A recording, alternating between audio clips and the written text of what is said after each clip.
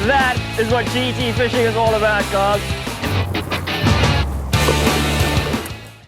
Righto guys, I'm going to be showing you about the tides today.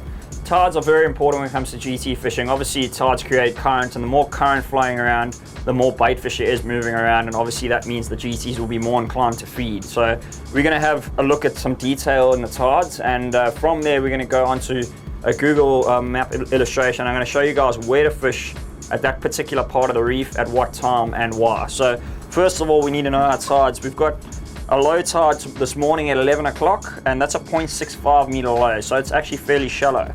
And then we've got a 2.5 meter high at 4:45 this afternoon. So that means we've got a fairly decent tides. We're around the moon at the moment. I think it's a new moon. So that means we've got a nice decent tidal change. And if you have a look at our chart here, we've got a huge run out this morning. So we've got a run out from 2.5 meters down to a 0.65 low. So that's a really, really big run out. The run in tide this afternoon is a lot smaller, but that doesn't really worry us too much because we'll be finished fishing by then. When we get on the water at about 8 o'clock this morning, we're going to look at about a tide of about a 1.7 meter high, running out, and we've got about a meter of change. So that's quite a bit. We might be able to get into some blue holes straight up, and then from there we'll be looking at things like shoals, eddies, cutouts. It's probably going to be a little bit low for pressure edges, because the pressure edges you want to fish when there's a little bit of water flowing over the reef. So judging by that, we're going to go look at our map, and I'll show you guys where we're going to go and where to place yourself at certain times of the tide. Obviously at 11 o'clock this morning, it's going to be really, really low, so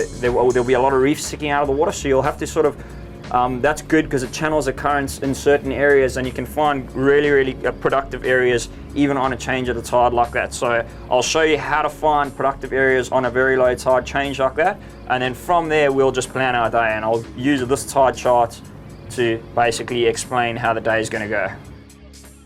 Right guys, so we've checked our tides. We know we've got an 11 o'clock this morning is a dead low tide. It's a 0.65 meter low, and we know we've got a 4:45 high tide this afternoon. That's a 2.5 meter high. We're around the new moon at the moment, guys, so we're going to have a lot of current movement, which is really good. The more current moving around, like we know, the more bait fish and the more fish are inclined to bite. So we're going to look at our map. The first thing we need to know, guys, is which way those tides flow, and from there we'll be able to pick our spots that we're going to go fish. So by doing that, we look at the main channels, guys. The main channels are the arteries of the reef, and they basically feed the current, and that's the way the current will flow in and out. So basically we know we're going to have a run out going at that angle over there, and a run in tide will flow down the reef like that. So basically knowing that, guys, we're gonna get out on the water about 8 o'clock, so we're going to have about sort of 3-4 hours of a run out tide, as soon as we get out there we'll have a change, and we'll have a bit of run in the afternoon. So we're anchored in here at the moment. We're going to sneak around. We won't have enough time to get into pressure edges because the reef's already going to be too low.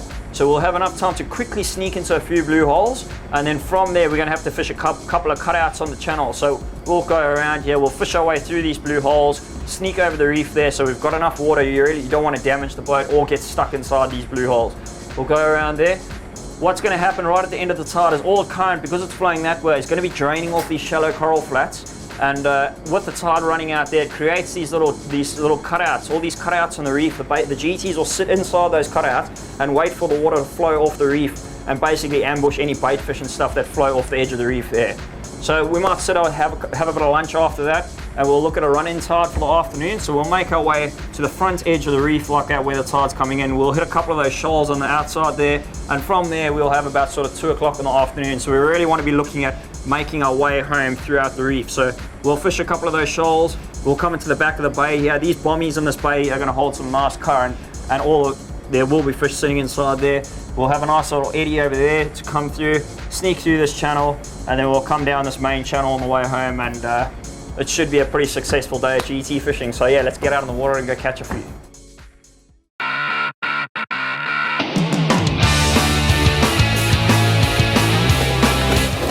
Woo!